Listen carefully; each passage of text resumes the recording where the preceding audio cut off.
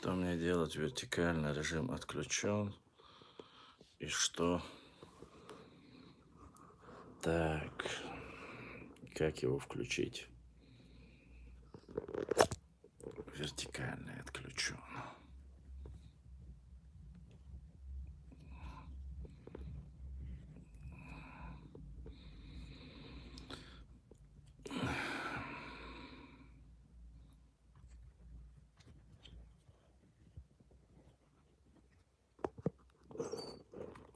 Ага, ага, и вот так вот. Включен. Так, раз, два, три, четыре, пять. Мы в эфире вновь опять. Ну, так, видимость нормальная. Слышимость тоже, надеюсь, нормальная.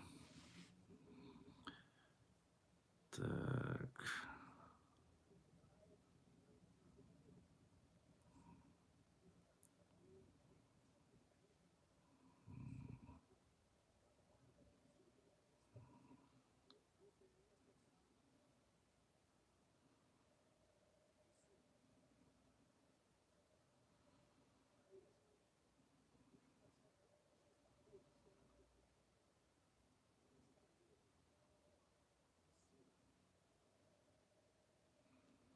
Ассаламу алейкум. Ва алейкум ассалам рахматуллахи ва баракатуху.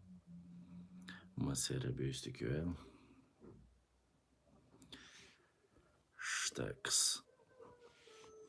Мудушу, как вы, уважаемые мои, дорогие мои, родные мои.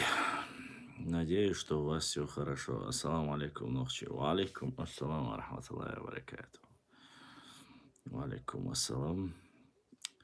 Я вас прошу прощения. Ва алейкум ассалам. Атлан.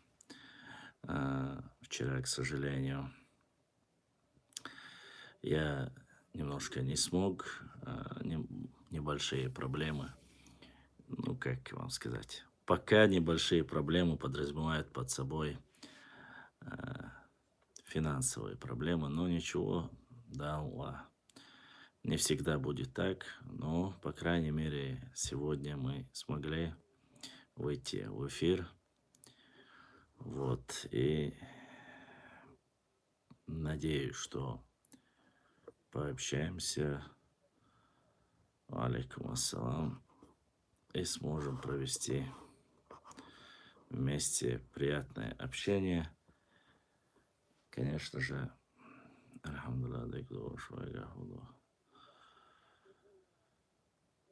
люди, как говорится, понемножку наберутся.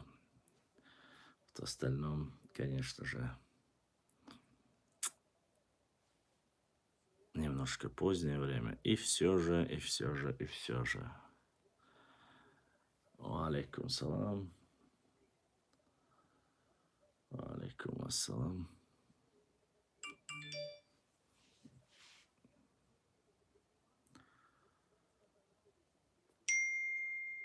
Да.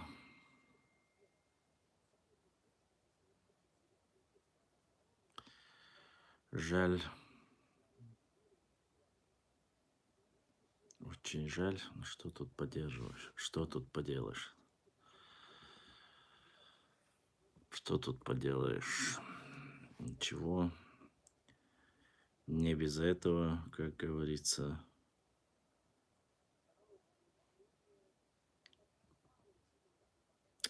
Так.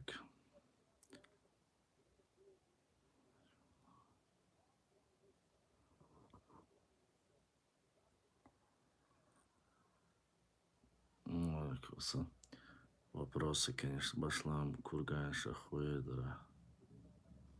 Хуэдера с курганша. То, что они есть на нашей территории, об этом мы прекрасно знаем. Что касается, что некоторые из них разграблены чернокопателями, это мы тоже знаем. Что они остались со времен еще татаро-монгол. Это мы знаем. Что именно вам еще интересно? Ну, я не могу сказать, что однозначно это скифские курганы. Маловероятно, надо смотреть. Скифские, сарматские, хазарские или же аланские. Хотя у аланов курганов не было. Вот. Надо смотреть, надо проверять. Для этого должны работать археологи, конечно же. Не всякого сомнения. А что примерно там можно найти? Исторические артефакты можно найти. Курганы же не для простых делали. Они делались вот Ибраим Дейр Эсхаил. Огромная благодарность Ибраиму за то, что включил нашего бота для поддержки нашему. Да, и те, кто живет за границей, через этот бот можно спокойно через Donation задонатить. Никаких проблем с этим нету. От виноградов Дикбелгба Цучу. Говорят так, по крайней мере. Не знаю, однозначно так это или нет. Говорят, вывез он очень много артефактов, но доказать я, к сожалению, не могу. Вот. Поэтому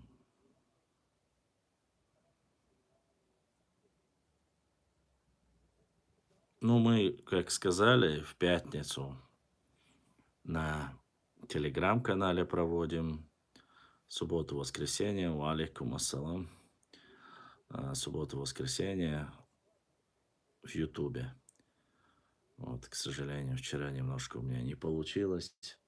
Но будем в прошлую неделю мы зачитывали. Я слышал, что поля Валиком, что поля выравнивали и так появились. Да нет, я это вот как раз таки не верю. Если выравнивали поля, то почему бы их просто-напросто таким образом, как выравнивать, так и не убрали полностью? Маловероятно, конечно. Про это я уже не сильно верю. Так, ну давайте о главном, как говорится, сегодня. Так, сейчас.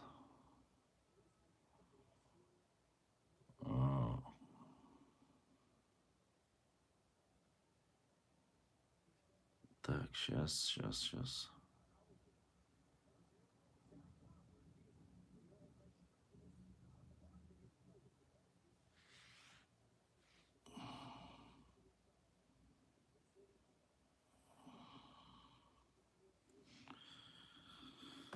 Мы в прошлый раз с вами об этимологии дзурдзук говорили. И я вам обещал, что на этот раз мы об этимологии Кавказ или этимология топонима Кавказ зачитаем, и как она связана с нами. Башлам, правда, что Натеречное было заселено в 1784 разрешено? Нет, неправда. Еще до прихода царской России за Тереком находились наши земли. Конечно же, неправда. Ну, если вы хотите, я могу сначала ответить на вопросы и не зачитывать. Вот. Конечно же, неправда. Еще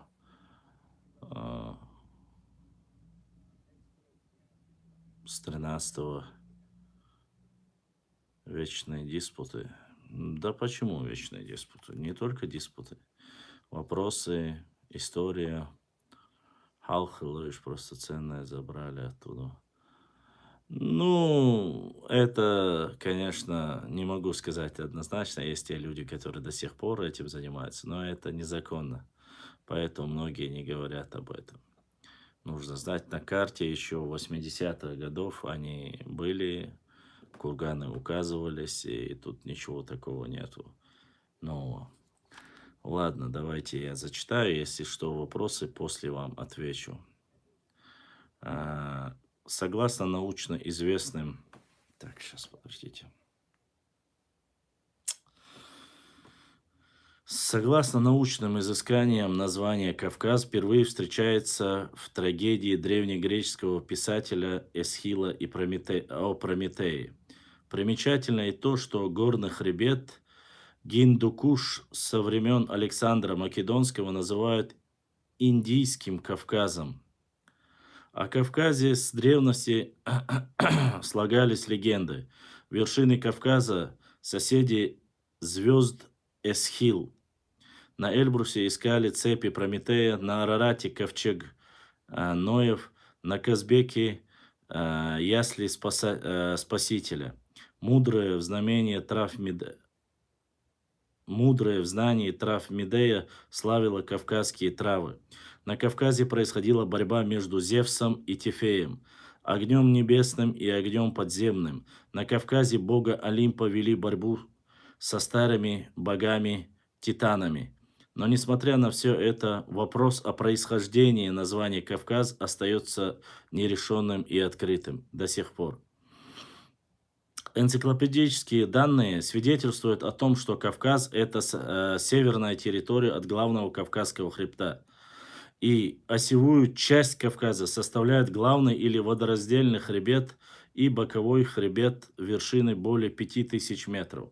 Кстати, грузины главный Кавказский хребет называют Кавкасионе. Следовательно, речь идет о названии с древнейших времен главного Кавказского хребта.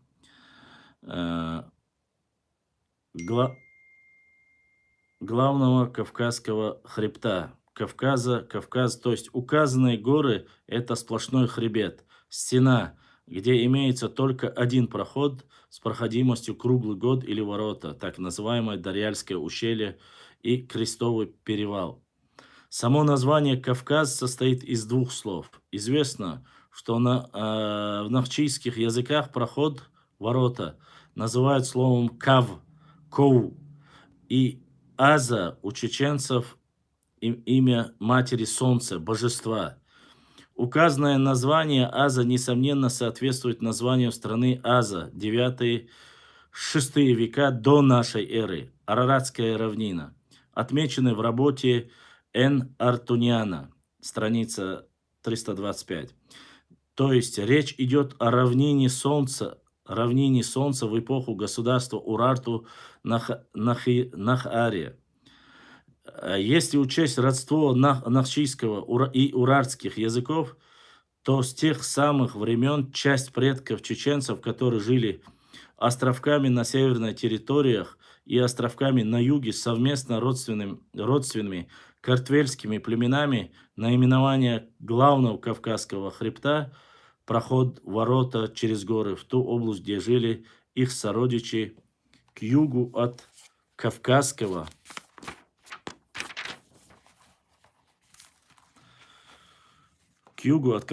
хребта.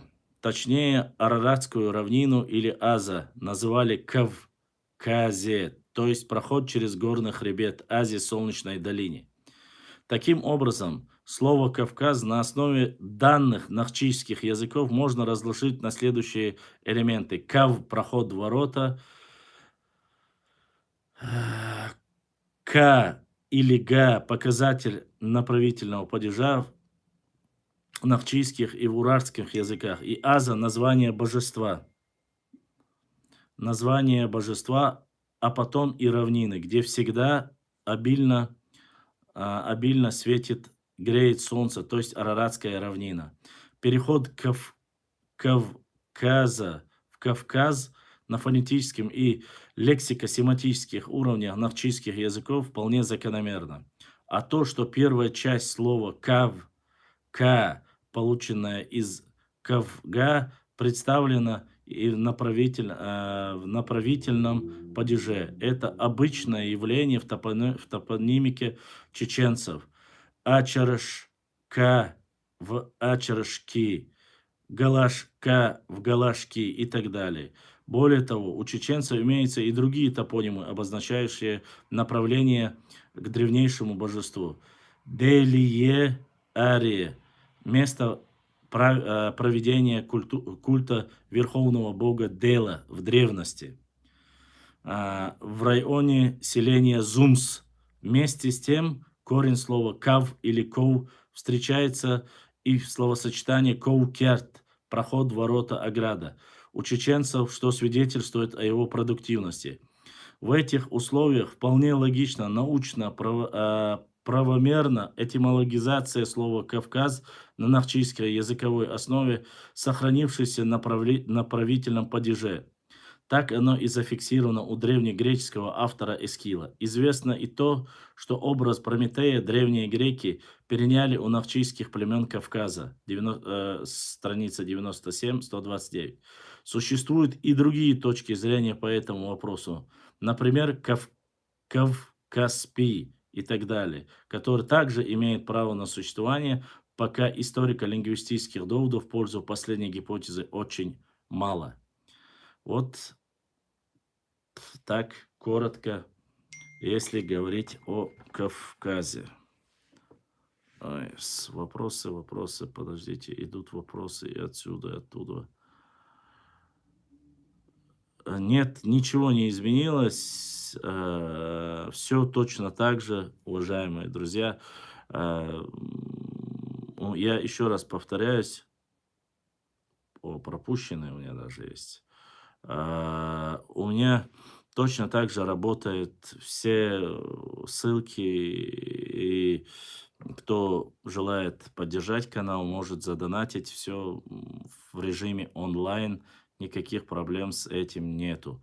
Кто живет за границей, конечно же, через программу Donation, которая время от времени выплывает у нас на экране, вы можете посмотреть. Все есть, можете посмотреть.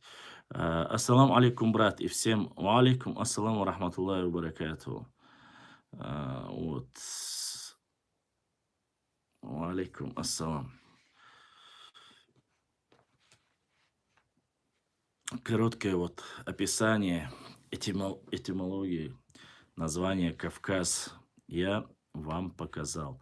Надеюсь, это не обозначает, что мы, как говорится,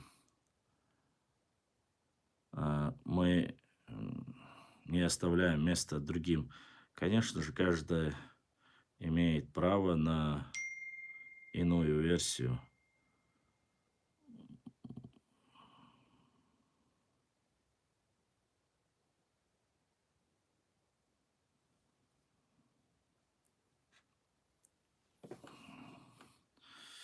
Да, пока за YouTube ничего не говорят. YouTube у нас работает. В принципе, и Instagram работает, и Facebook работает, и Telegram. Все работает.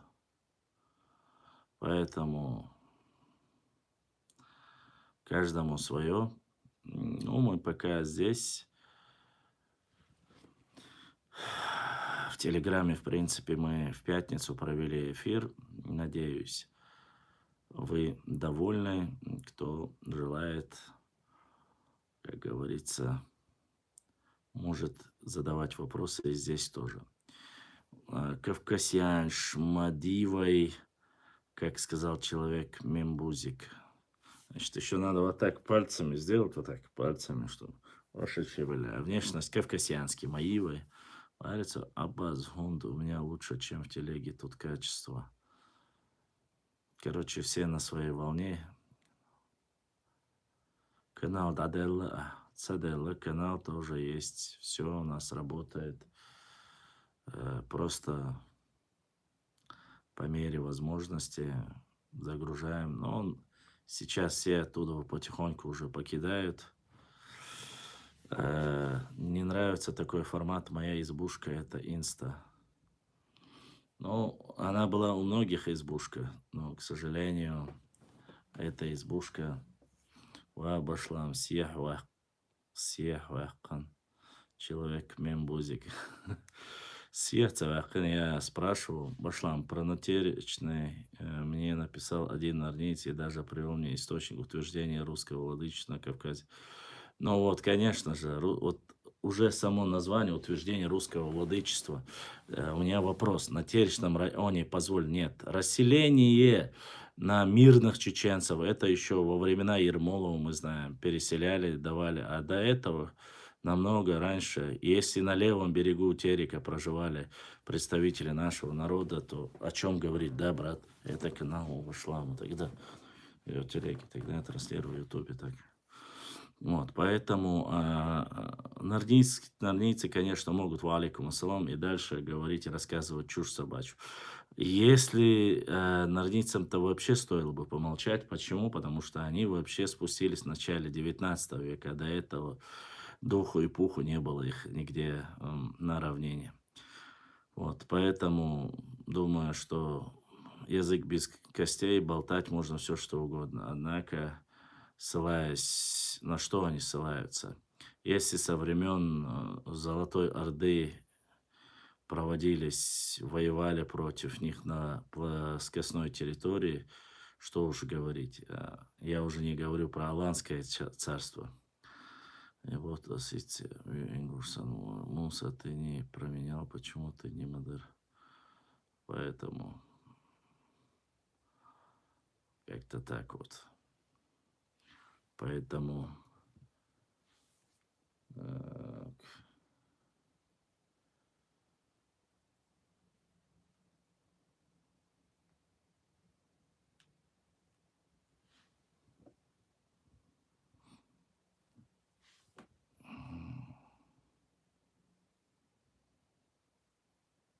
вы немножко меня извините, здесь параллельно просто через WhatsApp этот одноразово. Здесь просто по WhatsApp тоже задают вопросы, ва алейкум ассалам, одновременно. Дайте мне тоже какие-нибудь полномочия, хочу мотю удалить. Альхамдулиллах. Вот, Расул, самое главное, надо проверять, когда они дают источники, скидывают год, время, проверяйте, посмотрите обязательно. Вот, само собой, если не были, алейкум ассалам, Байсангур чеченский. Надо до всех довести в Инстаграм, пока где кто есть, сообщить, что эфиры у нас точно так же прямые проходят по Ютубу, по Телеграмму, сообщайте, раскидывайте. Вот, видео, конечно, может быть, стоило делать покороче, чтобы было проще. Но все же есть разные варианты. Здесь, конечно, есть и дальше, ва алейкум ассалам. Ну, здесь она, честно сказать, есть отдельно про Иберию, про Колхиду, про все есть у нас материал в этой книге. Но так странно, когда заходишь через Телеграм, даже больше бывает в Ютубе. И плюс телеграммовские. А когда ты прямо проводишь Телеграм, то нету никого почти что. Эм, Определенный срок, возможно, но наша была, сказать я не могу однозначно. С этим вопросом, конечно, наши братья-черкесы могут не согласиться. Как думаешь, Башлам, хорошие археологические раскопки начнутся? Я думаю, так много что еще открыть. Все зависит от времени, от выделения определенной поддержки, финансирования наших археологов. Должно быть просто-напросто люди настолько негативно настроены на всю ситуацию. Да зачем это надо? Вот сейчас опять война будет. Лучше сахар куплю, там и так далее и тому подобное. Вот так люди живут. Ну, нам-то понятное дело, мы-то привыкли к этому. Всегда хочешь, как говорится, тут хочешь жить в мире, готовься к войне. древнеримская, как говорится, э, пословица действует до сих пор. Но что тут поделаешь? Люди, которые думают о будущем, они, конечно, бы интересовались и занимались и археологическими раскопками.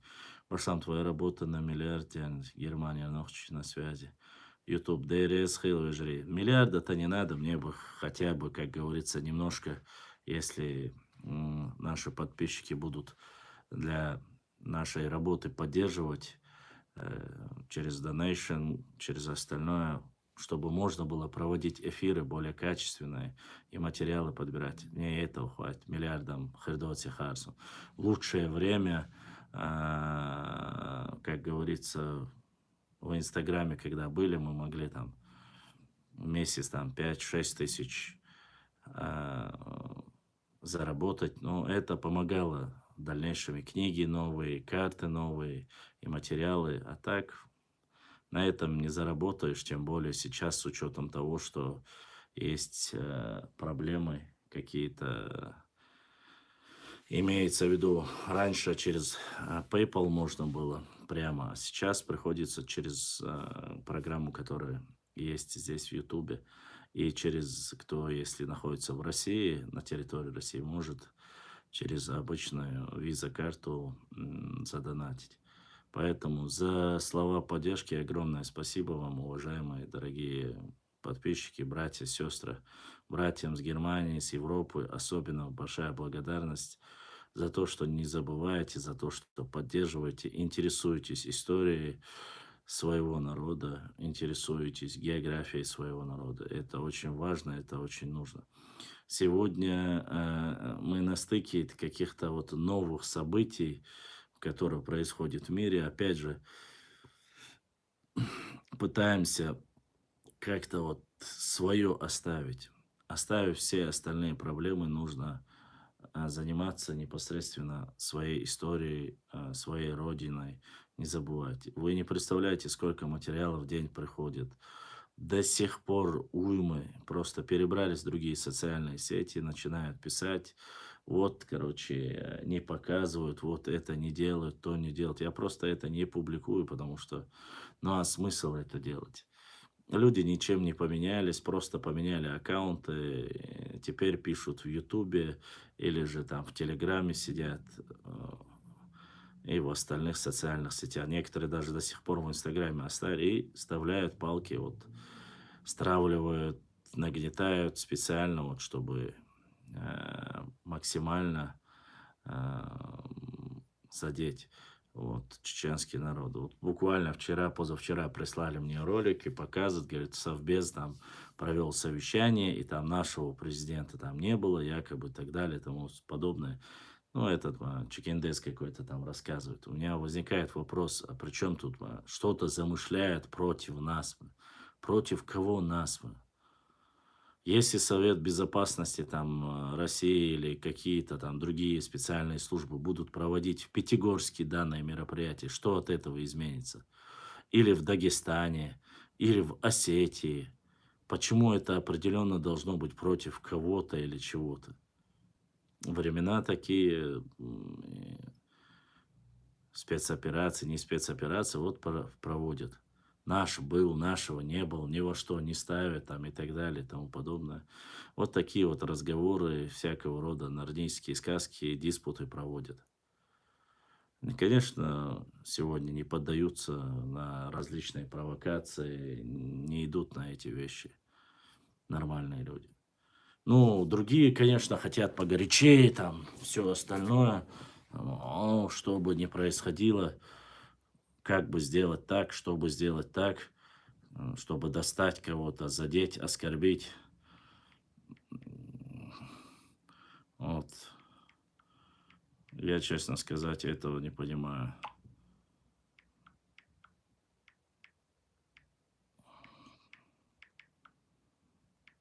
Так, сейчас.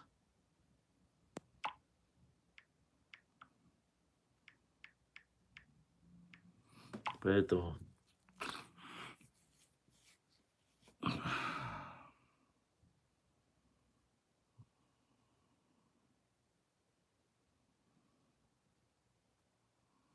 Башлам, почему такие, как Страбон и Карл Кох, пишут, что древние Гаргареи и Гелы это не Страбон, никто не писал, что древние Гаргареи или Гелы являются там кем-то, как ты говоришь, ну как ты себе представляешь, свободела комментарии, где здесь эти комментарии, как показывают комментарии здесь? Вот. Башлам, почему такие, как Страбон, WhatsApp номере это еще Чачу. Свободела. Башлам, почему такие, как Страбон и Карл Кох, пишут, что древние Гаргареи, Гелы, предки современных ингушей? Объясни, как это понять, так как норницы везде в чате это пишут. Ну, во-первых, когда был Страбон, никаких ингушей быть не могло. Во время Карла Коха, ну, уважаемые мои друзья, ладно, я не буду сейчас как-то пытаться публиковать это или озвучивать, Расул, ну, тебе скажу, если ты хорошенько изучишь материалы Страбона или Карла Коха, ты удивишься, что все на самом деле далеко не так, как пишут многие норнийцы. Хотя, пускай говорят, что это они. Но гелы, что они, это вообще не так. Насчет Гаргареев тоже. Насчет моего номера WhatsApp.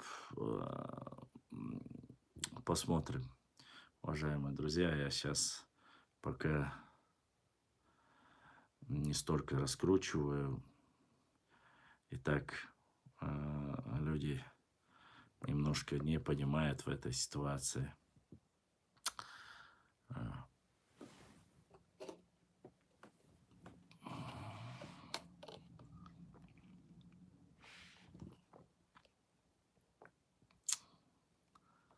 Дальше.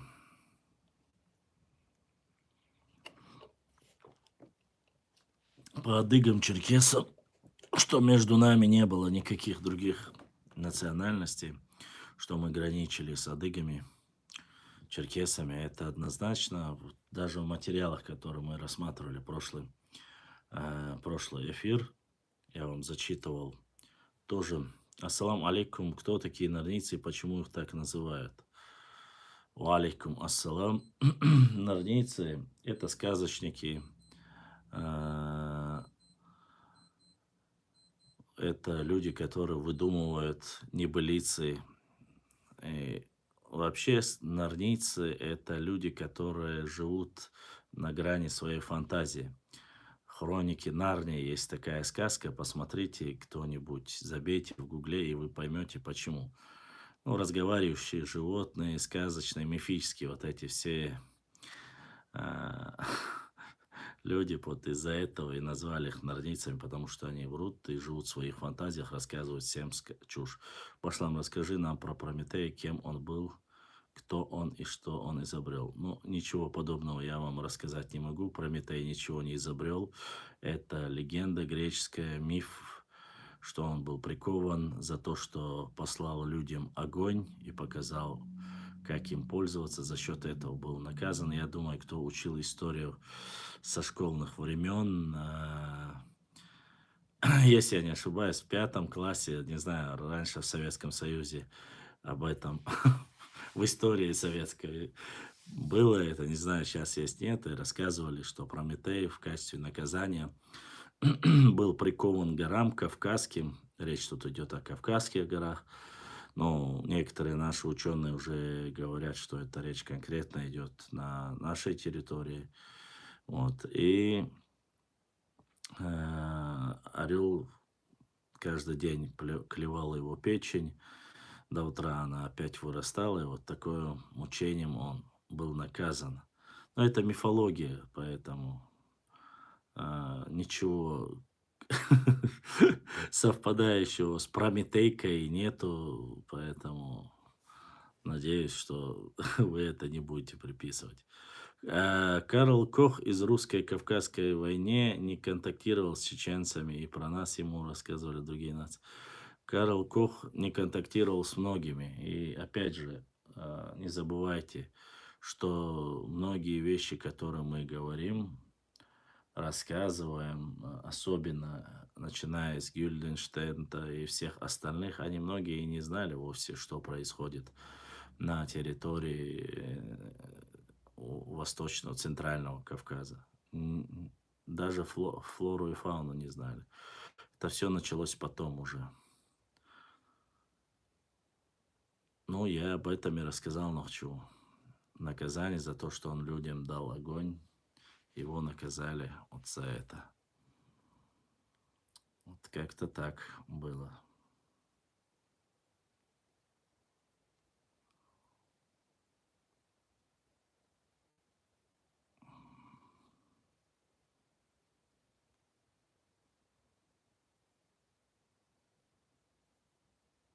М,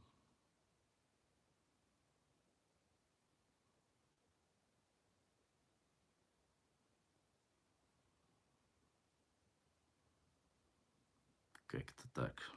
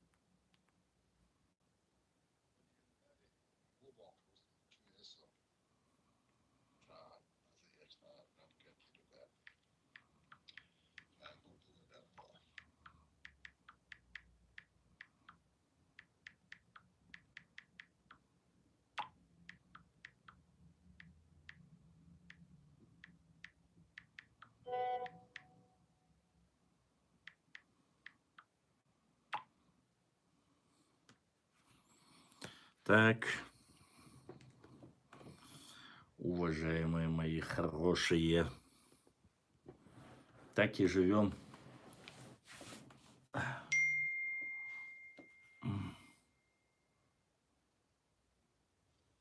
السلام عليكم. Her ishabosh moneqa yerholat sado kalso ya sigar wabo ne boyer mikro ne halwich boch mikro ne wow matigi sigar ne boyer her dash karo cha dujani yosh bimano shokit da sinter organization khuda теплострой 95 инженерный цех Азинович. Иску халла короче. Камеру لا تشريط اللي كامل вот этот Узах 20 ограничений убах. Самел кезге припайтом. Штафи я судина сырыл суда дай халил шуза. Цанна метта 20 ограничений знать кяц куза. Вообще Mesela Instagram заблокирует тебя, а что аферишь вам mesela. Hani gördüğü de ama.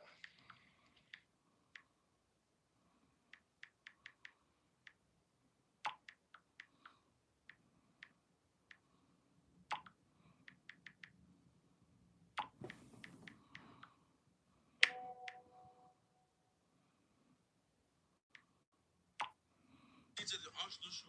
А бэд бой просто. Давайте.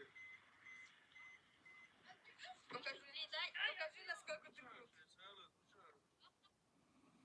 Короче, алейкум ассалам.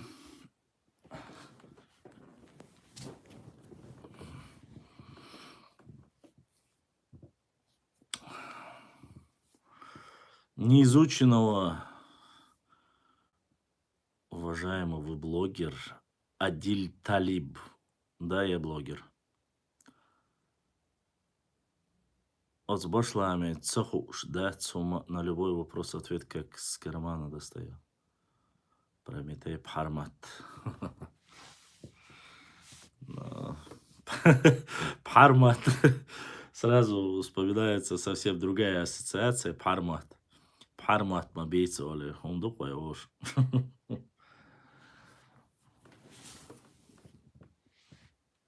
Вот так вот.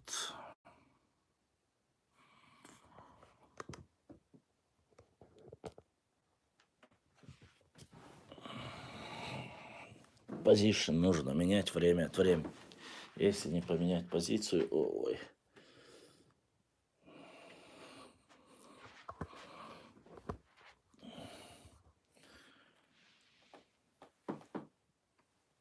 Будет совсем неинтересно.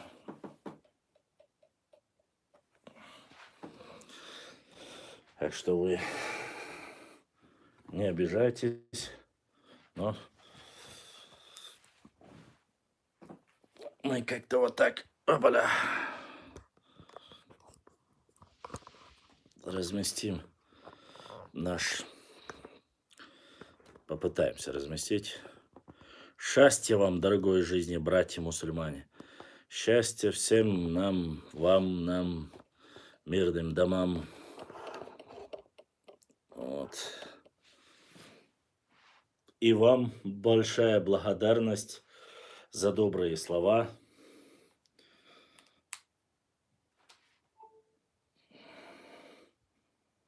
За добрые, теплые слова. Вот так вот. Теперь я готов общаться с вами дальше. Ибраим, умахалам цаил.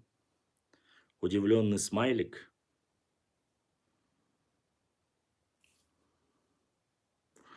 Ну, обязательно не забывайте, мы по программе то, что я сказал, я нисколько не передумал. В следующий раз мы обязательно потихонечку будем по материалам, по книгам, башням и всему остальному работать. А так хотелось бы, конечно, ответить на ваши вопросы. Вот, просто когда я зачитываю какой-то материал, не сильно, как говорится, людям это нравится, но проще отвечать на ваши вопросы, задавайте, говорите, и мы, иншаллах, будем вам отвечать. Конечно, у нас есть книги, интересные книги, вот, особенно 52 смотрит.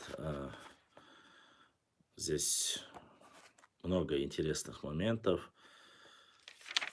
Понемногу вот зачитываем.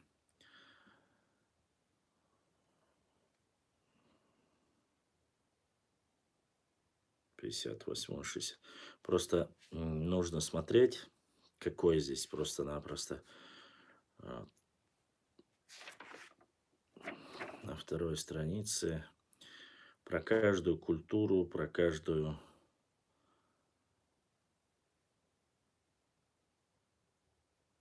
строительство и архитектура, 97-й.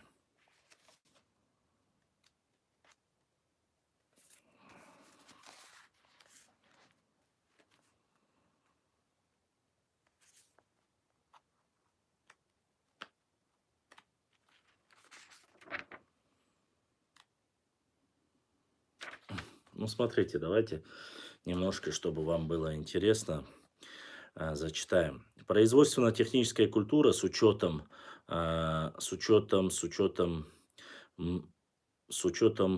многоплановости деятельности человека, а также для более четкого разграничения этой деятельности и в исследовательских целях, не претендуя на истину в последней инстанции, мы, как обычно сказано в начале главы, из материальной культуры особо выделили хозяйственно-прикладную деятельность человека и культуру производства, хотя традиционно разграничение между ними не делалось.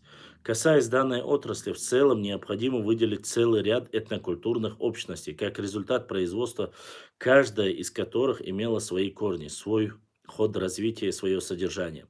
В древний период все они были охвачены близкими по характеру событиями. приверженным к определенным интеграционным явлениям на значительных участках Кавказа и Средней Азии. К ним могут быть отнесены широкое распространение фортификационного и другого строительства, зафиксированного именно до конца 4-3 тысячелетия до нашей эры. Эгида, Древняя Анатолия, Южный и Северный Кавказ, Причерноморье и другое. Прямой показатель обитания и продвижения в данной зоне древних племен исследования показывают, что на указанном географическом пространстве в древности была распространена единая культура куро-аракская. Вот с древнейших времен у нахчийцев были свои замечательные мастера строительства и архитектурных форм, соответствующих всем инженерным требованиям. Что касается, вот как раз мы говорили о башнях, когда рассказывали, очень многие задавались этим вопросом. Как раз мы вот по этому вопросу сейчас коротко как бы попытаемся ответить. Что касается поселений древних племен, в котором некоторые ученые предъявляют определенные требования, то здесь на первый план выходит, во-первых, вопросы строительства и архитектуры, во-вторых, проблема урбанизации. Для решения последней необходимо следующие предпосылки. Относительно высокий уровень развития общественного производства, особенности сельского хозяйства, которое могло производить прибавочный продукт. Далеко продвинувшееся социальное расслоение общества по имуществу и статусным признакам. Политическая интеграция первоначально обособленных земледельских общин. Наличие аппарата насилия. Развитие специализации, профессионализм в ремесле, в военном деле, в культурной практике и так далее. В данных научных исследованиях все эти предпосылки существовали, в частности, на территории Северного Кавказа. Но не на таком антагонистическом уровне, как Азии. Появившиеся в этой основе крупные поселения у нахчийских племен и их родственников в пространстве Средней Азии и Кавказе свидетельствуют о наличии здесь в той или иной мере городов: Дзурдзука, Тушпа, Нашха, Шара, Дербент, Хавлигора и другие. Я надеюсь, вы услышали все, какие крупные названия городов. Не забывайте в дальнейшем, чтобы вы могли использовать. Еще раз повторю, какие города были. В иной мере городов: Дзурдзука, Тушпа, Нашха, Шара, Дербент, Хавлигора и другие. Поэтому, как отмечают некоторые исследователи, во второй половине 8-7 тысячелетия до нашей эры, в период расцвета ранненеолитического общества Средней Азии, когда процесс формирования производства хозяйства подходил к концу, повсюду происходили существенные изменения в архитектурных принципах. Постепенно начали переходить от круглых жилищ к прямоугольным. В связи с этим наиболее популярным жильем среди древнейших времен на Северном Кавказе были прямоугольные наземные жилища. Вместе с тем, архитектура хурритов свойственна именно чисто прямоугольной форме сооружения. Об этом мы как раз таки говорили с вами, может быть, вы не слышали, когда мы рассказывали о том, что наши непосредственно башни, жилые башни и боевые башни очень сильно совпадают с хуррито-уральскими. Я много раз об этом рассказывал, и если вы посмотрите некоторые археологические раскопки, которые были проведены на территории нынешней уже Армении, это получается, да, или Турции, вы увидите очень большое совпадение именно с нашими постройками, жилищами. Дальше. Изменение существует форму. Смотрите, вместе с тем архитектура хурритов свойственна именно прямоугольная форма сооружений, которая приобретает форму зиккуратов строго вертикальной направленности. Подобный тип архитектуры мы наблюдаем в Ассирии конца первого тысячелетия до нашей эры. Для сравнения можно привести данные башенной архитектуры нахчийских племен. Большой научный интерес представляют следующие данные. Термины. Уважаемые друзья, я хочу, чтобы вы хорошенько послушали. Термины димту, башня, алу, селение, биту, дом, широко представленный в хуритской среде. Семейно-родовые, а также боевые башни – весьма обыкновенное явление в периферийных, особенно в горных обществах, слабо охваченных товарным производственным и отстаивающих свои патриархальные порядки от окружающих государств.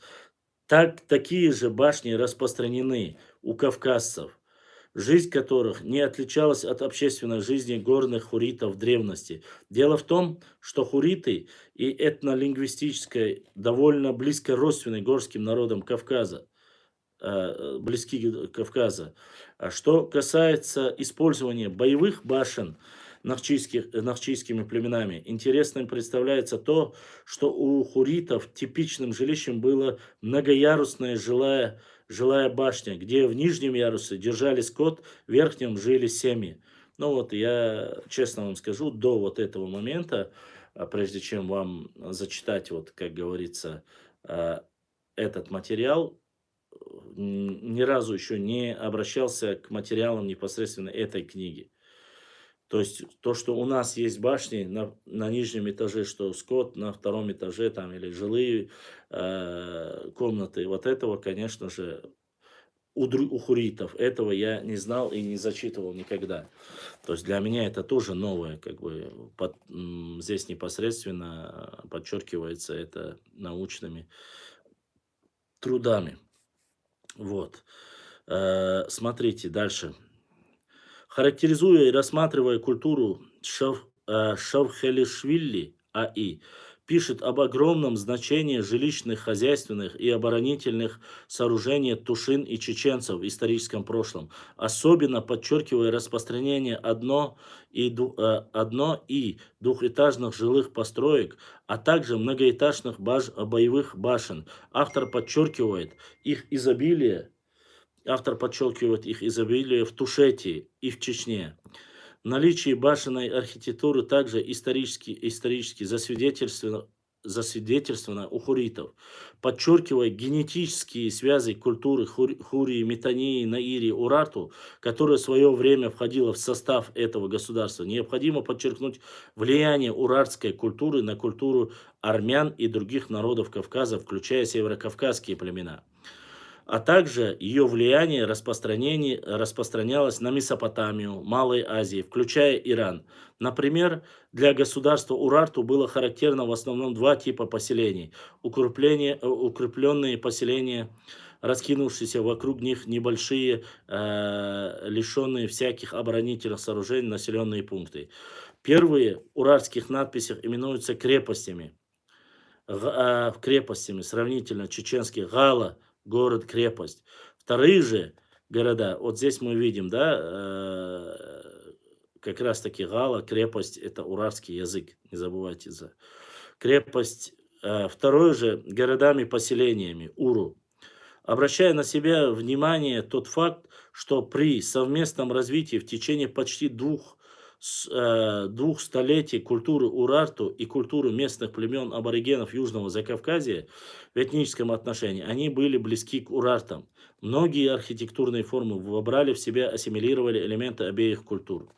Сохранившиеся до сегодняшнего дня древние поселения нахских племен, одно и многоэтажное жилье, боевые башни, склепы сделаны из камня. Говоря о горской архитектуре, нельзя не учитывать важную роль рельефа местности, а главное о камне, основном строительстве о камне.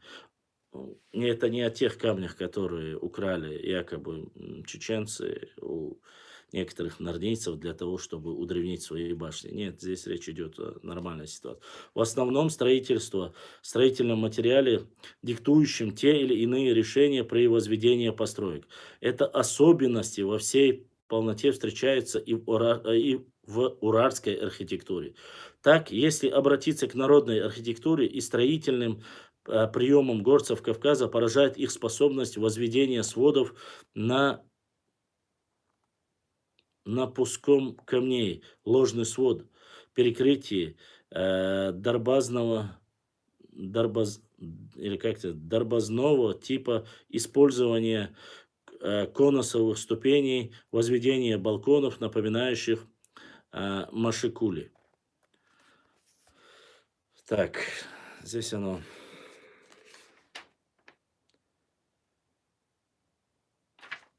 Давайте добьем так. К сожалению, приходится возвращаться еще раз к мнению Мужухоева, который имеет локальный характер. Он считает, что пирамидальные башни возникли на территории самой Ингушетии, затем уже распространились в другие части Кавказа, в том числе и в Чечню,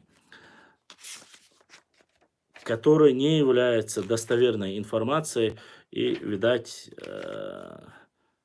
здесь аргументирует свою сторону. Аргументами для подобного высказывания служит постепенное количественное уменьшение башенных построек по мере движения от Ингушетии к востоку, ухудшение стройности, пропорциональности и меньшая высота башен в восточных районах Чечни. Однако, выводы, сделанные Мужухоевым, не подкреплены сравнительными цифрами и таблицами.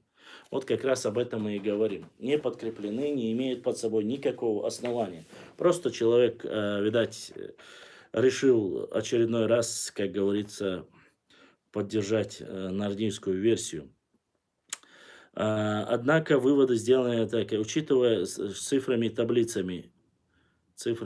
таблицами. Он даже не учитывает количество фундамента былых башенных сооружений Чечни.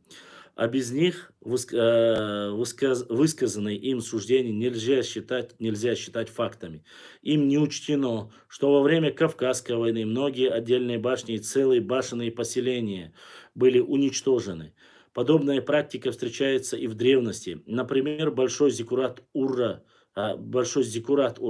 который был сооружен царями трех династий, конец 3-е тысячелетия до нашего эры, был погребен под более поздними постройками,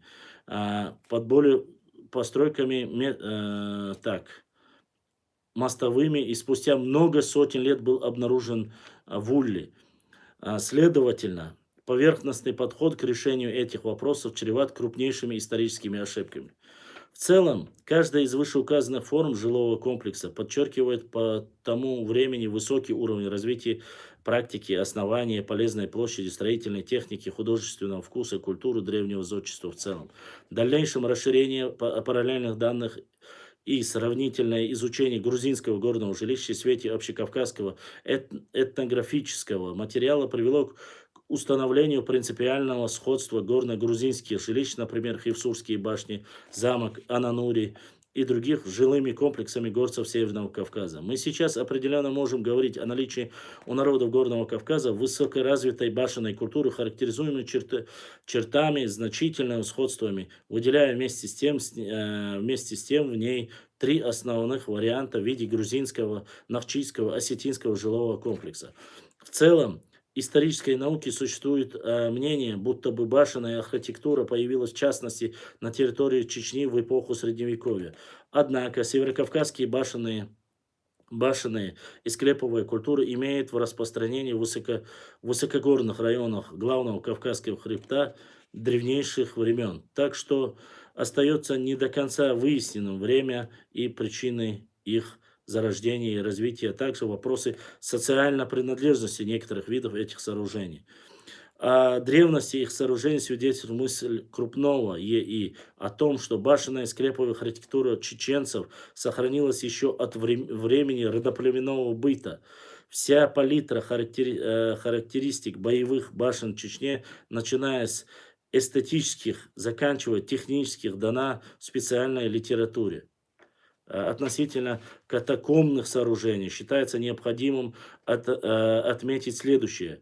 Открытие древнейших на Кавказе и на Северном Причерноморье катакомбных захоронений свидетельствует о весьма сложных этнокультурных процессах взаимодействия оседло-земледельческого населения Кавказа в подвижных скотоводческих племен Юго-Восточной Европы, приведших к формированию такого культурного симбиоза, каким является предкавказская катакомбная культура.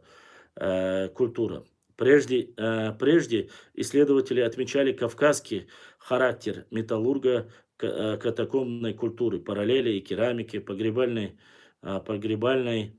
обрядности, сходство антропологического типа кавказского населения и носителей катакомбной культуры степей. Открытие в Северо-Восточном Кавказе катакомб столь глубокой древности с учетом других факторов позволяет говорить о значительной роли древней культуры Кавказа в сложении степной катакомбной культуры. Вот так вот, как говорится, мы поговорили сегодня, зачитали об архитектуре. Но я надеюсь, что некоторым, по крайней мере, было интересно, что мы там, ТМБ, у нас так принято своих судить, чужих возвращать, пора нам своих поддерживать. О чем речь, я не знаю, конечно. Вот такие вот материалы и как раз таки вот эти войны о том, что не рассчитывая, не подтверждая того, что когда-то были войны, уничтожены в Кавказе, многие из них никто... Ассаламу алейкум.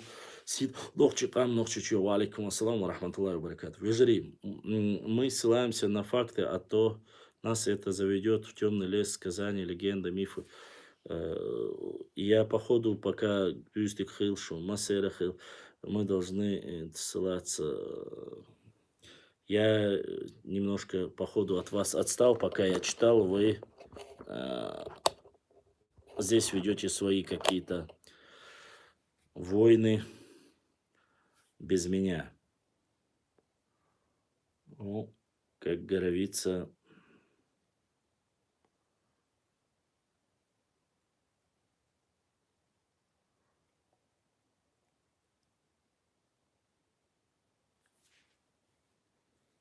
про ковчег. Ну, про ковчег нету пока никаких доказательств.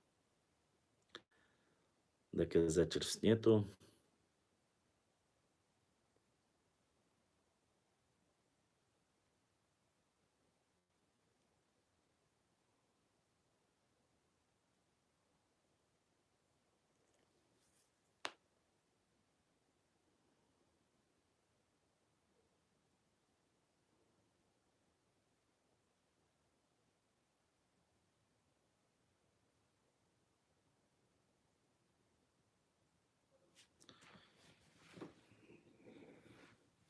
Короче, вы на своей волне, я так понял.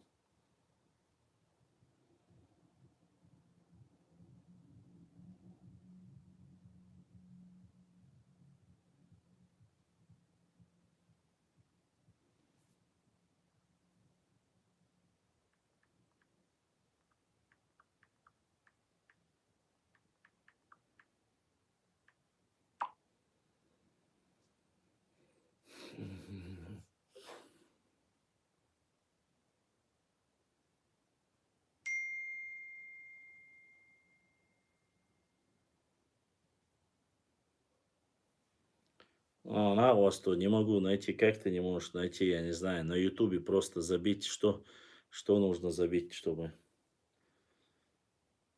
Барселона громит Реал Мадрид 4-0. Очень приятно. Марсель...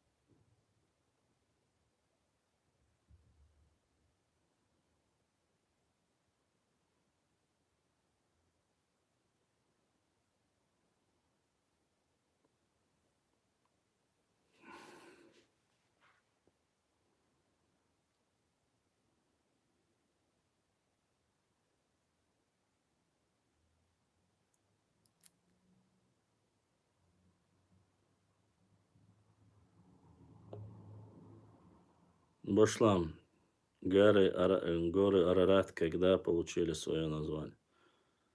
А, вот, если я не ошибаюсь, говорят, с библейских времен.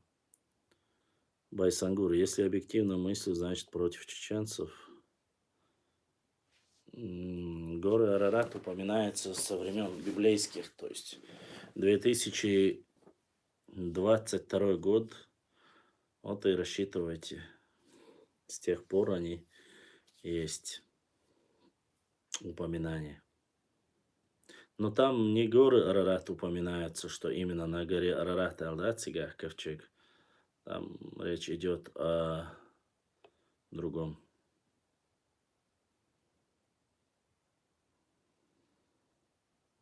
Там возвышенности речь идет, если я не ошибаюсь. По исламу возвышенности речь идет. Ну вот смотрите, есть интересная версия, которую я говорил с нашими учеными. Вот у пророка Ноя было 3. Нет, неправильно. Арарат это не означает возвышенность. Ты немножко путаешь.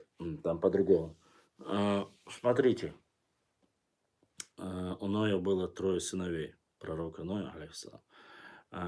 Сим, Хам и Афет. От Иафета пошли кавказяне, то есть мы, европеоидная раса. От Сима пошли семитские племена. Если я правильно понял, и негроидная раса, семитские племена и негроидная раса. От Хама уже пошли монголоидная раса. Ну, вот если сегодняшними современными терминологиями. Вот от этих 3 сыновей в научном исламском мире считается, что более сильная достоверная информация о том, что вот от него, тот, кто, конечно, религиозно верит в Всевышнего и Писание, вот так разделились, считается, пошло опять возрождаться. И мне очень много, я интересовался по поводу пророка Ноя и об этом, поэтому многие для меня моменты очень многие были, конечно же, открытием, так сказать. Вот. Это сложно, конечно, осознать, понять для многих людей, но все-таки версия о том, что на корабле были кто-то, кроме его семьи, считается, что один сын не поднялся на корабль. 3 поднялись, 1 не поднялся, говорят. Остался за бортом. Вот. И это были очень такие времена, когда люди пали очень сильное неверие. Это не говорит о том, что пророк Нох был более жестким, потому что были такие люди во времена пророка Ноха, когда рождался сын, в то время у них была такая вот, как вам сказать, поверье или традиция. Они приходили, показывали Ноха своему сыну и говорили: видишь этого человека, никогда не верь всему, что он говорит.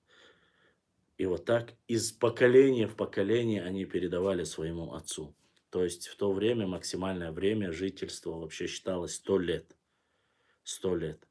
И представьте, что сколько они передавали своим детям, и как после этого нужно было относиться к такого рода, таким людям, которые он очень долго строил ковчег, очень долго призывал, но люди, как говорится, такие, что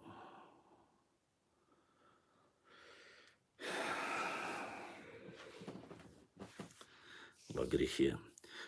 Послушайте, друзья, я, наверное, долго не буду продолжать эфир.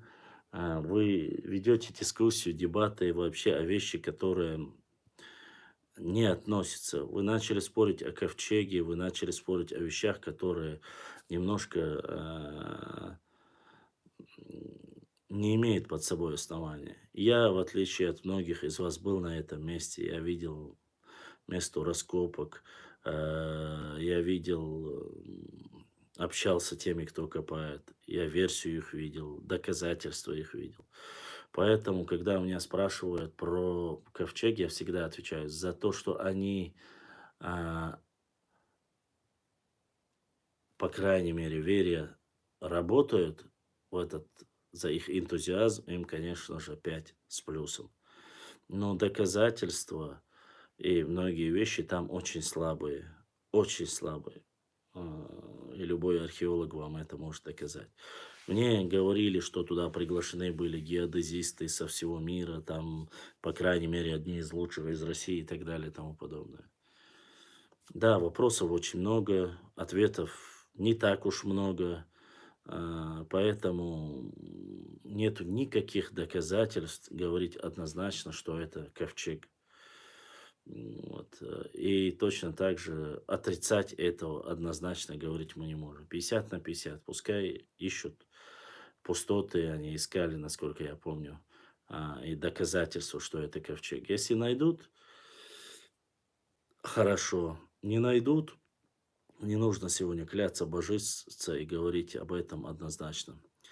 Что мы не должны ссылаться. Конечно, не должны. Мифы– это башлам. Чеченцы ведь проживали на равнине еще до прихода России на Кавказ, верно? Да, абсолютно верно.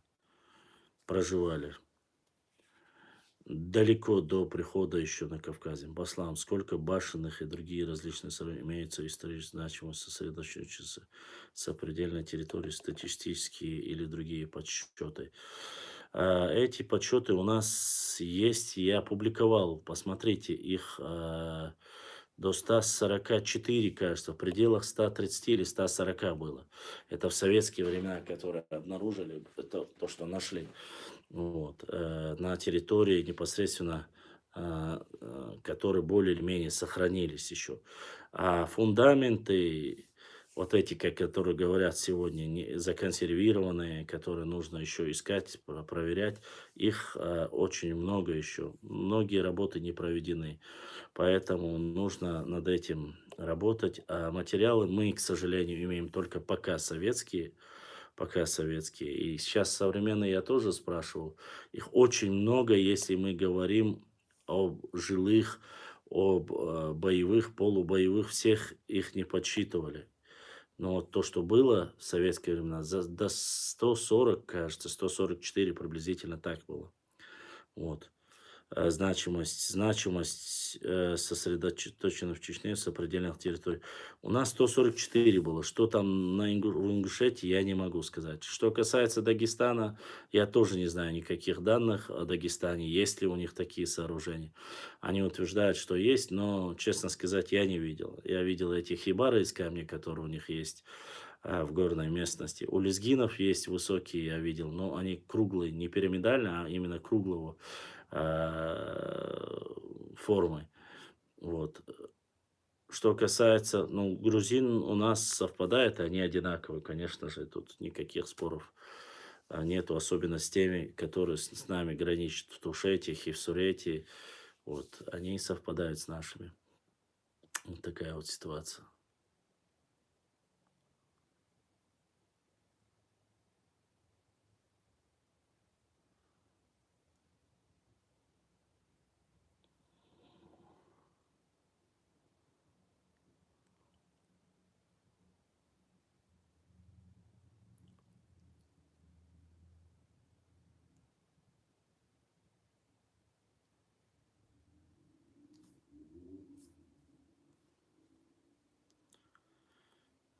Так вот.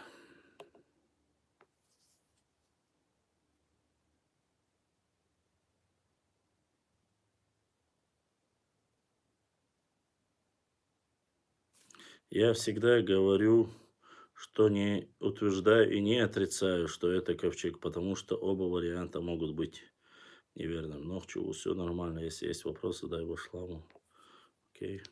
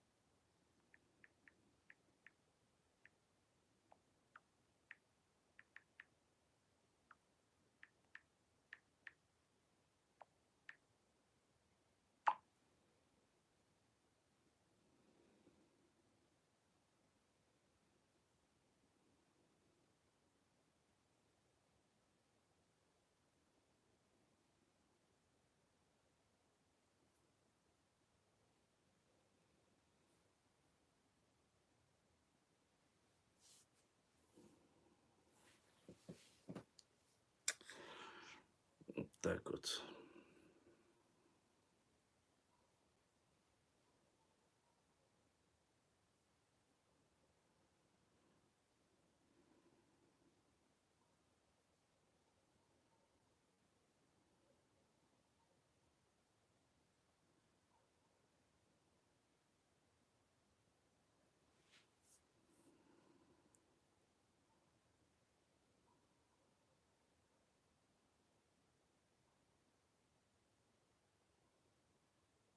Они, наверное, в Инстаграм где-то.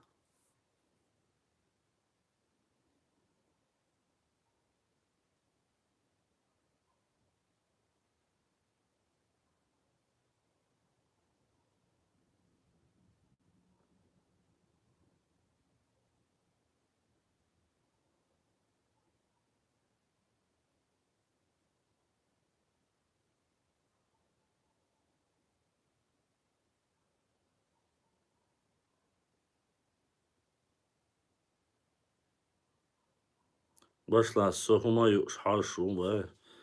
О, зайла ваша.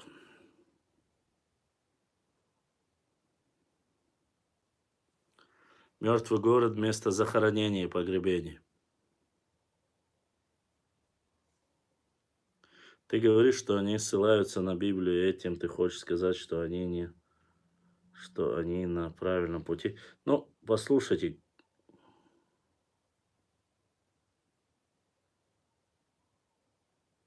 А зачем VPN нужен в Ютубе? Я не могу понять, конечно.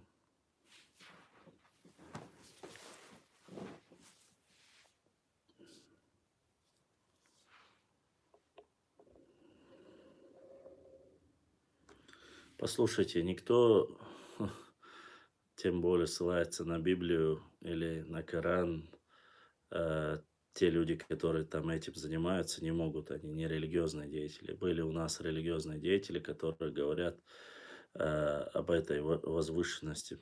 Кажется, не было бы лишним провести сбор дополнительной информации по культурной, топонимическим и другим свидетельствам и на их составить историю.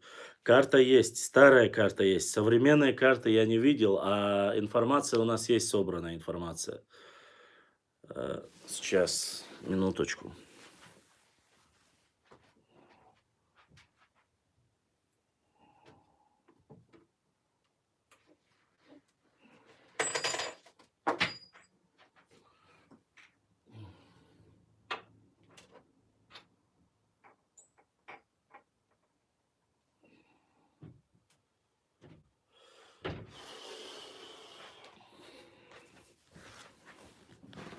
Ну вот, смотрите, это первый атлас. Ну, каталог. На этом каталоге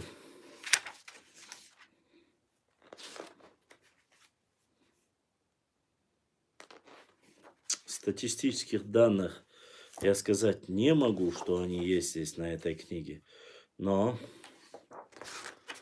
в основном здесь есть подтверждение, информация о всех башенных комплексах, которые у нас есть. Смотрите,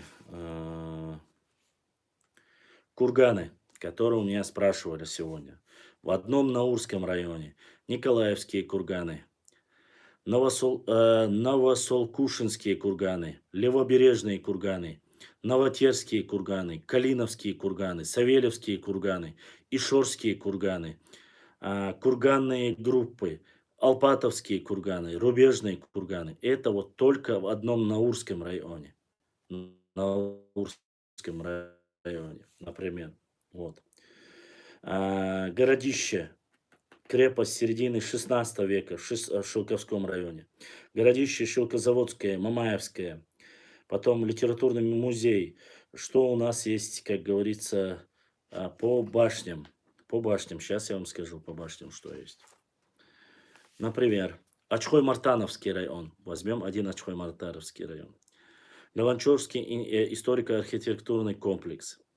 Кертинский историко-архитектурный комплекс. Бейцийский историко-архитектурный комплекс, Зингалийский историко-архитектурный комплекс, Акинский историко-архитектурный комплекс, башня Жилая, Мизеркале, Наскальная башня, Мизеркале, склеп полуподземный, Мизеркале, склеп наземный, домик красавицы, Кербичинский историко-архитектурный комплекс, башня жилая, Вилахская именно, не забывайте, Вилахское каменное изваяние, Итир-Калинский историко-архитектурный комплекс, Наскальная башня Терхинская, святилище Терхинское, Терхинские наскальные рисунки, Ялхароевский историко-архитектурный комплекс, Пещерный город номер 1, Пещерный город номер 2, историко-архитектурный комплекс Эйсилашка, Моцароевский историко-архитектурный комплекс, Тистихойский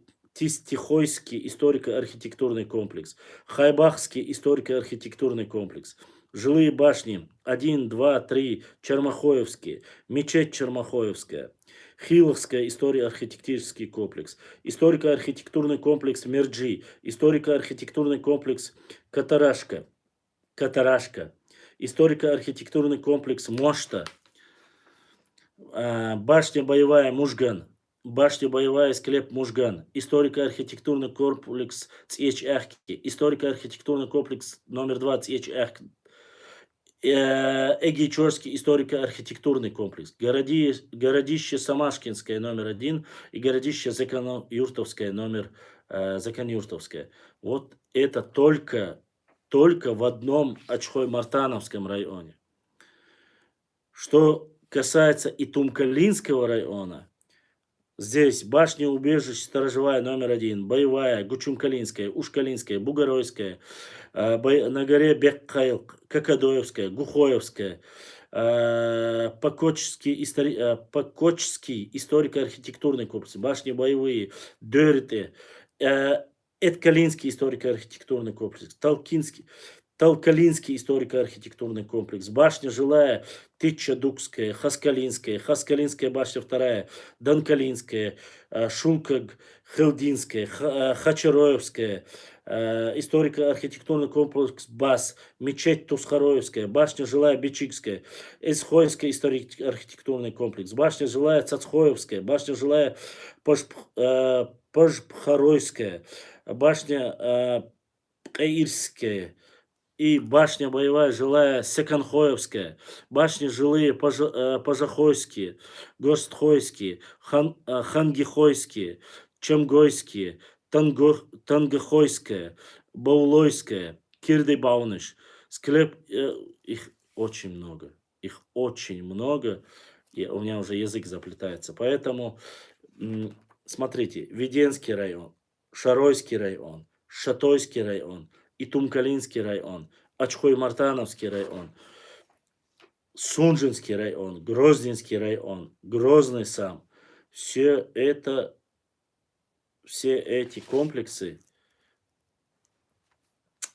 историко-культурные комплексы, находятся на территории Нохчичу. Поэтому я понимаю, что вам сейчас это не столько интересно. Вы там, смотрю, там кто про еду, кто про другое, поэтому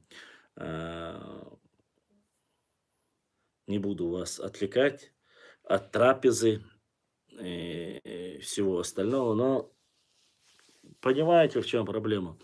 Живая вот дискуссия, общение, вопросы, оно всегда приветствуется, если оно есть, конечно, если есть вопросы ко мне или что-либо другое.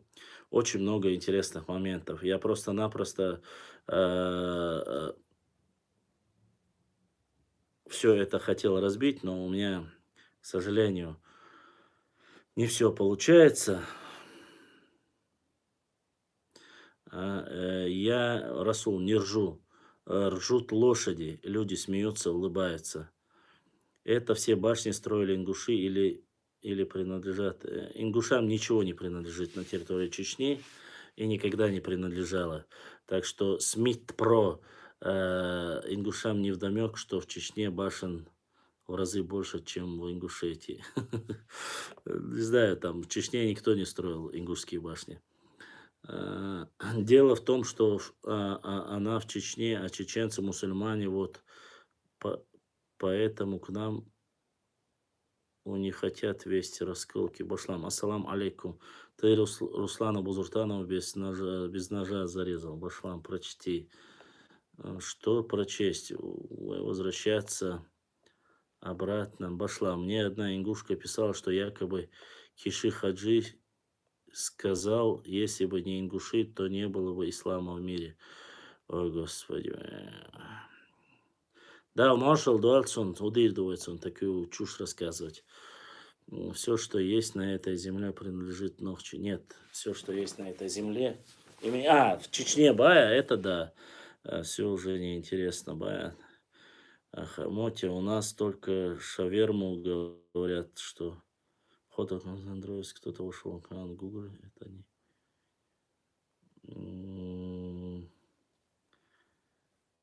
Ибраим, тут спрашивают, кто-то зашел, это ты зашел?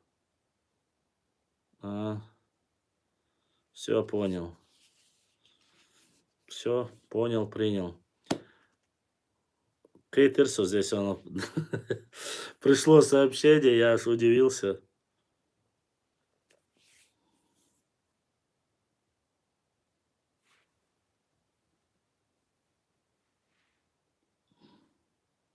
Сейчас через WhatsApp пришло сообщение.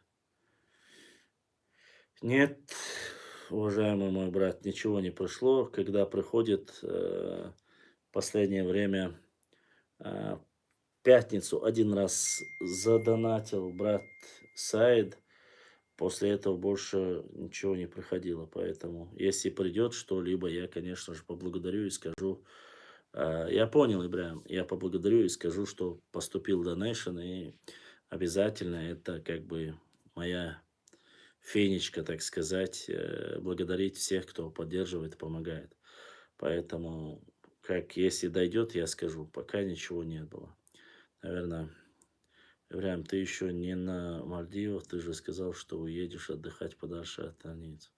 Марк, все одно сухомятки, это вредная еда, легче сварить. Короче, так. Это я просто зачитал, там про каждую есть где, сколько, какая, как говорится,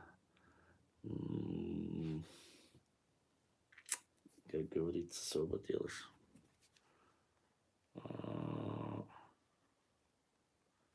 Диаметры, размеры, как называется, фотографии, это все мы будем показывать, я надеюсь. Просто хотелось бы,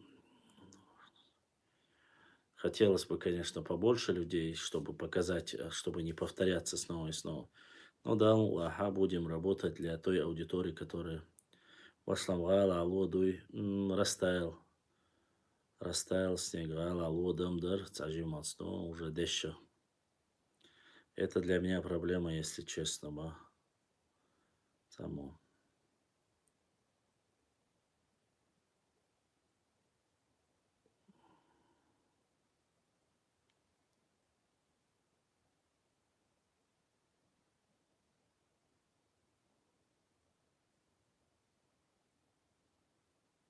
Тхом салас хоштуинца, тходоча, ой, галадац. В городе Грозном снега нет уже. Ну, растаял так немножко есть, конечно, а так растаял в основном.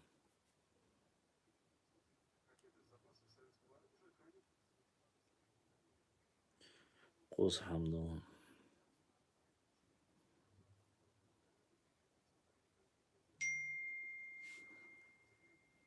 Адлбас видео.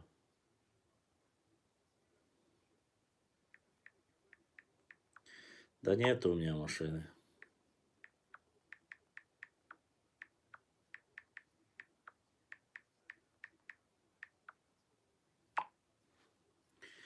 Мне присылают это одно и то же видео о непревышении скорости, но у меня...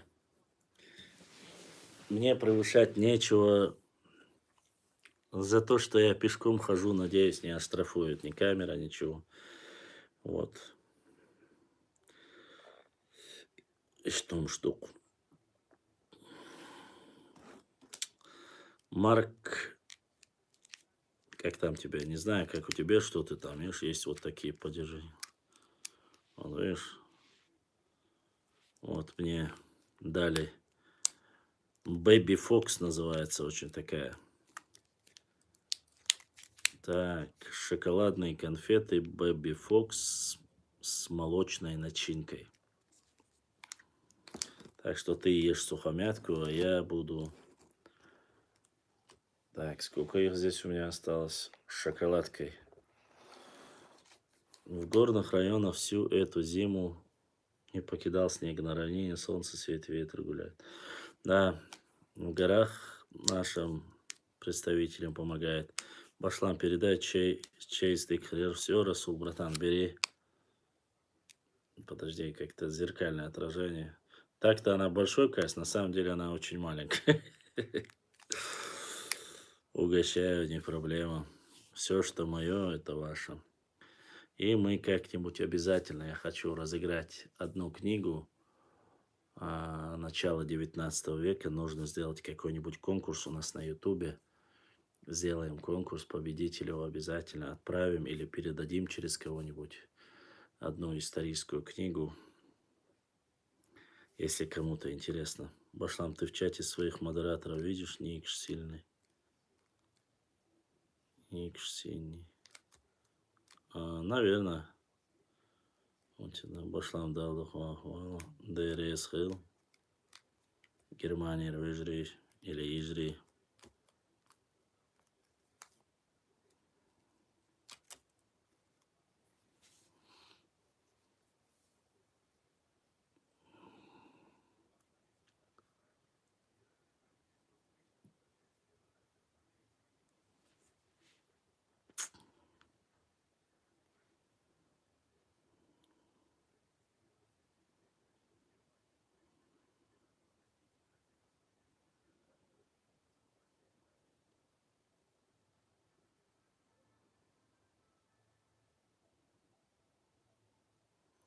О, Мотя тоже, говорит, завтра сделает донат. Башлам, я слышал, что в мертвый город уходили тяжело больные, чтобы не заразить других. Но это такое я тоже слышал. Об этом говорилось. Но это говорилось о чуме. Что больных чумой относили не именно в мертвый город, там, где склепы были. Склепы были в горной части территории нашей родины. И больных чумой или проказой, иначе говоря, какой-то такой болезнью, относили в это место. И если ему носили еду, оставляли, это делать, чтобы не заразились остальные село и не вымирало. Если он выживал через определенный срок, его возвращали домой. А если, само собой, если эта болезнь преобладала, он умирал, его тело ложили в склеп, и, само собой, это было место захоронения. Вот такое было, конечно же. Но это долго, что ты будешь рассказывать об этом.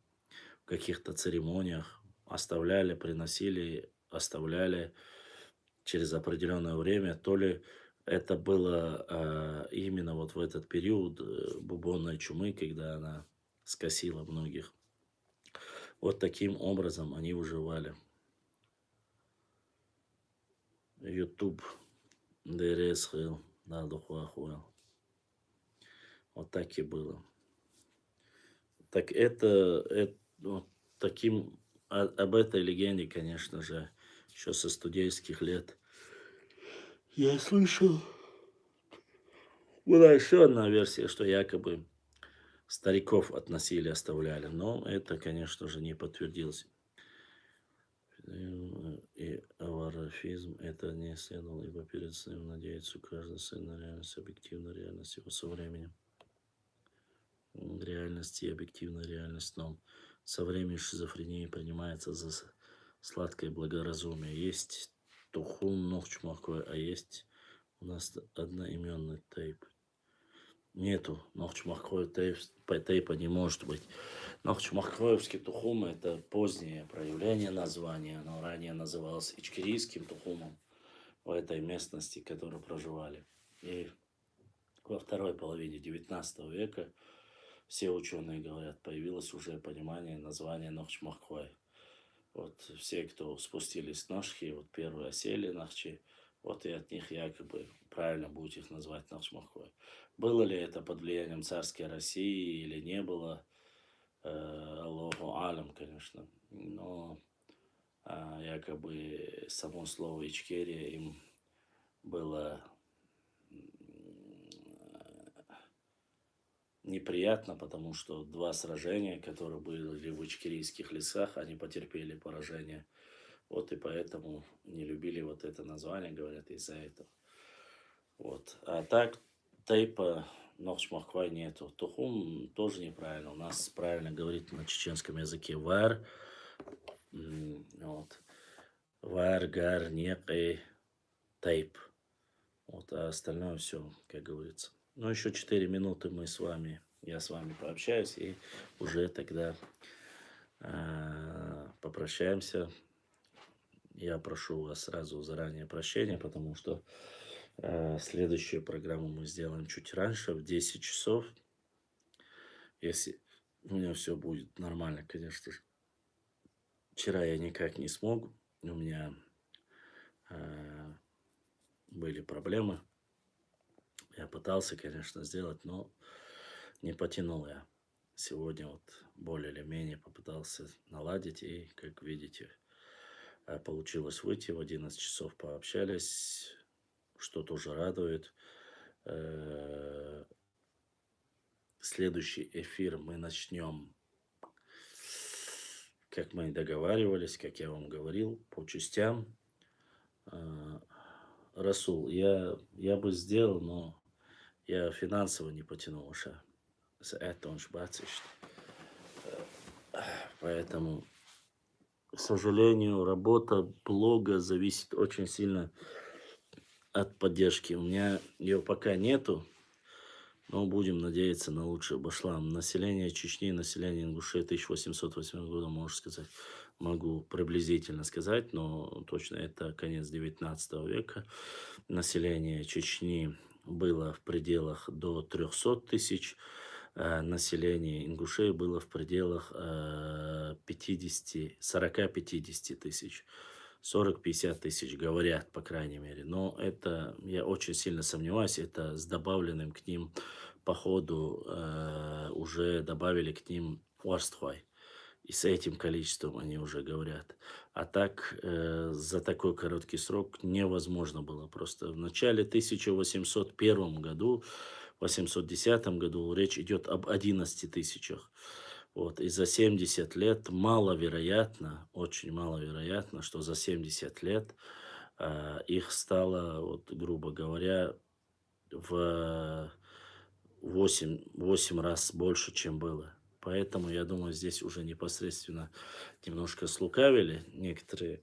Почему? Я объясню. Во время депортации в 1944 году говорится о 650 тысяч чеченцах и 110 тысячах ингушей.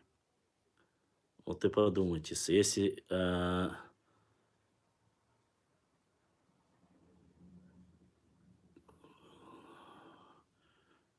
если в начале первой половины 20 века было всего 120 тысяч, 110 тысяч, то, как говорится, невозможно за такой короткий срок. Расул, ну, я не об этих вещах говорю, я говорю о реальных цифрах. Ну, реальной достоверной информации маловероятно, конечно, но что есть, то есть. Поэтому, ну что ж, уважаемые мои друзья, на этом мы сегодня свой эфир заканчиваем. Я вас очень прошу, не забывайте распространять наш эфир.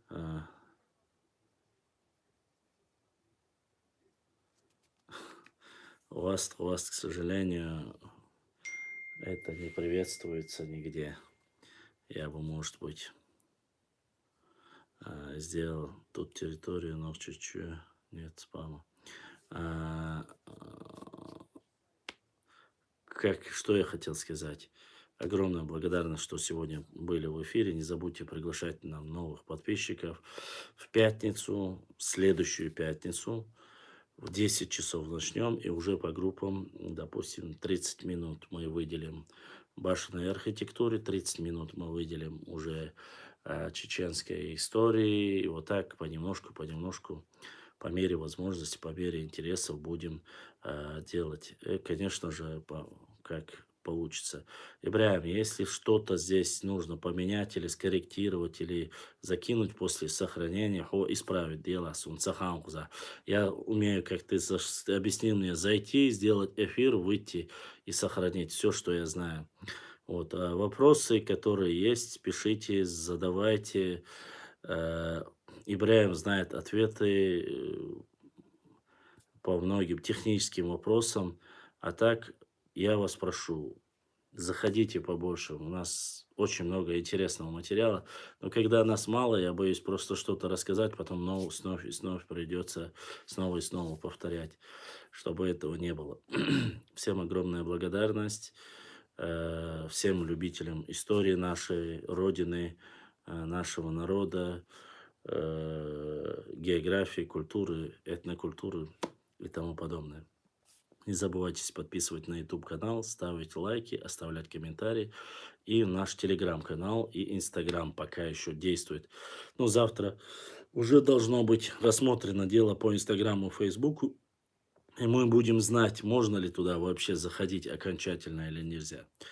Всем доброй ночи. Я желаю мира, процветания. И не забывайте, мои уважаемые, нохчукам, да, дошу, деба, даха, деша. Кохума, уэн үштол. Лардия, уэ коман үштег, уэ махкан үштег.